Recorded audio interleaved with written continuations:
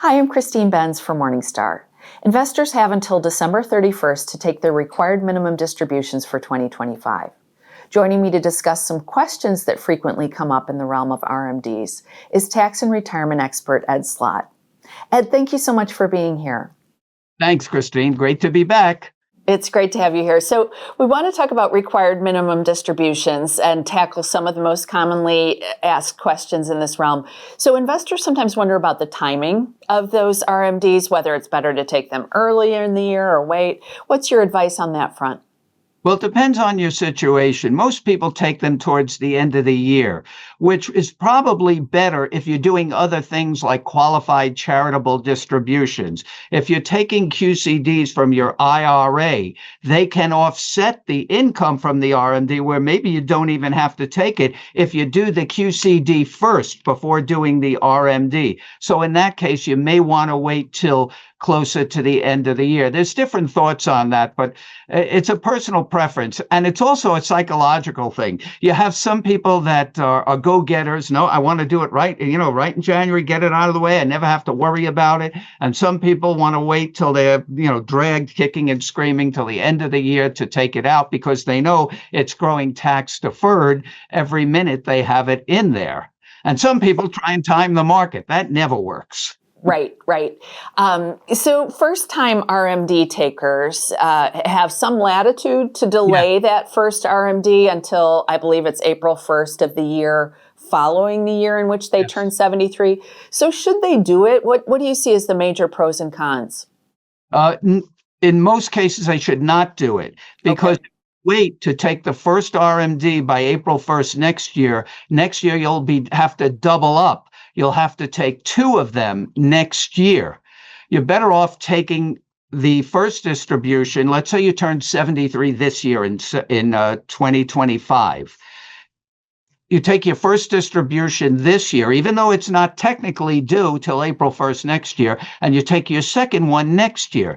But there are some exceptions. If you know next year you're going to have a much lower income or some big deductions that could absorb a double RMD, it might work out better next year. So it may depends on your own situation for that. But in general, if income is the same each year, you're better off taking one distribution RMD in each year, a lower RMD in each year, less of an RMD because and a smoother tax bill for over the 2 years. Okay. So by far the biggest question related to RMDs is how to reduce them. And I know you and I have frequently talked about making Roth contributions, converting traditional IRA assets to Roth. You're generally a believer in both of those strategies. But once RMDs have started, say someone is over age 73 and on the hook for these RMDs, what tools do they have in the toolkit? Would the main one be the qualified charitable distribution, or is there anything else to consider? That would be it, other than certain losses or business deductions or things that happen to flow through. Maybe you have a small business and you can knock out income, maybe. But other than that, once you're in RMD territory, once you turn 73 in a year, you're in RMD territory. So if you want to convert, it will essentially cost more because you cannot convert an RMD. I get that question a lot, by the way. Yeah, I'm sure. You know why? Because people think logically and the tax law doesn't work logically. People will say, wait a minute, I take my RMD, I pay tax on it. I already paid tax. Why can't I convert it? It's the same thing as a conversion because it's not allowed under the law. It's almost like when you ask your mother, why can't I do it? Because I said so. It's not allowed. So the RMD is not eligible to be rolled over or converted. So you have to take the RMD, pay tax on it, and those funds can't be converted. And if you have several IRAs, you must satisfy your RMDs for all your IRAs before you can convert. Once you satisfy your RMDs for that year, for all your IRAs, then any part or all of the remaining balance can be converted. But in essence, you're paying more tax because you're paying tax on dollars that can't be converted. That's why we really push for conversions before RMDs start. So if you're watching this and you're going to turn 73 next year, this may be the year to pile on Roth conversions to reduce them next year. Okay. And so just to clarify, I can't convert my RMD, but I could, if I'm still working, if I or my spouse have earned income, I could, and I don't need that RMD, I could put it into a Roth IRA, right? That would be an option if I have, again, earned income. Yes, that's a good strategy. And I don't want people to misunderstand what we just said here. Once you take your RMD and you pay tax on that money and you have the dollars in your hand, you can do anything you want with it. You can Right. bet it. Of course, it's just regular money at that point. So yes, it's in your bank account or investment account. It's regular money, and you can use any part of that to use for a Roth contribution or to pay tax on converting the part of the rest of the balance. Okay. And say I wanted to put the money into an IRA and into a Roth, and I realize it's a rare 73-year-old who still has earned income, but some do. Would I be subject to those contribution limits that apply to all of us when making the IRA contribution? Well, there are no income limits for traditional IRA contributions. And for some reason, there are income limits for making Roth contributions. And if you're over those limits, there's something called the backdoor Roth. If you're still working, you can do a non-deductible contribution to a traditional IRA where there are no income limits and then convert that to a Roth. So you end up in the same place. Okay. So last question is that you have a little bit of a contrarian take, which is that people shouldn't necessarily wait to take RMDs when they're required, that I don't need to let my IRAs just go until I'm 73, that we might want to accelerate them in some cases. Yes. Can you discuss that thesis? Yeah, very contrarian. Only because I believe in math. I look at the deficit and debt levels, 38, 39 trillion. All I know is, I don't know, they round up to the nearest trillion. That's not a good sign. At some point, I think the math is going to come back to bite us, and I expect future higher taxes. Now, it hasn't happened because Congress keeps kicking the can down the road.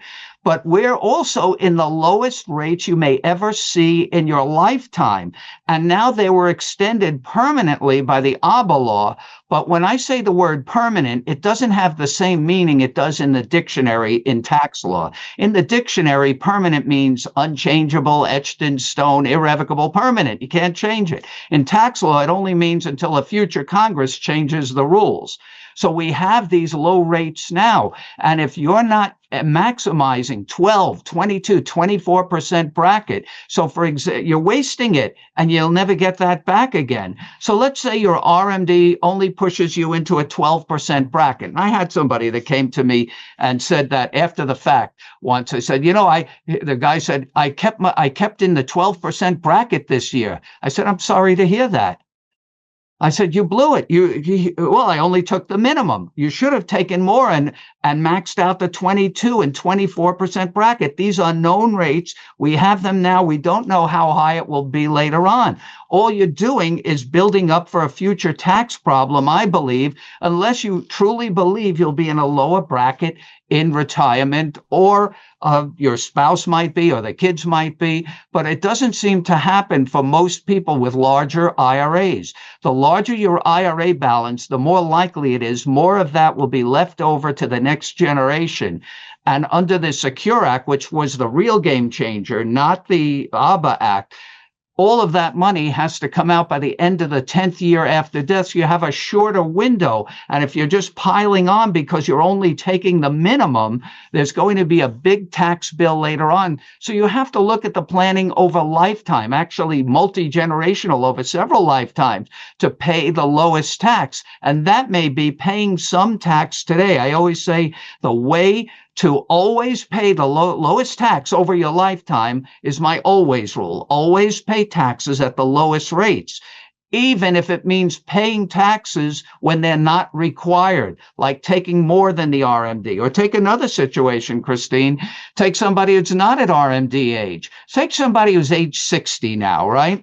Now, according to the law that we have, a 60-year-old, by the time he reaches RMD age, it would be 75. So he's 60. So a 60-year-old might say, good, I don't have to touch anything for 15 years till I'm 75. Should they do nothing for 15 years and waste 15 years of low tax brackets? I wouldn't do that. I would start converting to Roth IRAs, even though distributions are not required yet to get the money out at the lowest rates. You have to look at the long-term big picture, especially if you have a large building compounding IRA. Okay. And people have a lot of questions about these required minimum distributions. Thank you for being with us to field some of them. Thanks, Christine. Thanks for watching. I'm Christine Benz for Morningstar.